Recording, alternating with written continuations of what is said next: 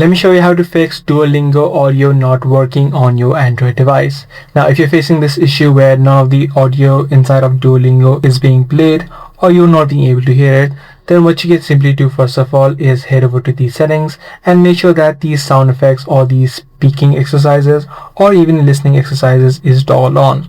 So simply head over to your profile, tap on the gear icon, and then head over to preferences. Right here, make sure that the sound effects is toggled on. If this option is toggled on, you won't be able to hear any sort of sound effects. Also make sure that the listening exercises are turned on right here. So once you toggle on both of these options, you should be able to fix this issue. But however, if this is not the issue with you, then what you'll also need to ensure is that the volume on your device is turned on. So you can just turn on the volume and try to see if the volume is enabled. Now, if none of these solutions are working out for you, then what you can do in this case is try to restart your device as well as try to reinstall the application. Sometimes what happens is your phone has glitches. So in order to solve phone glitches, you can simply restart your phone. So tap and hold the power button on your device and then simply restart it.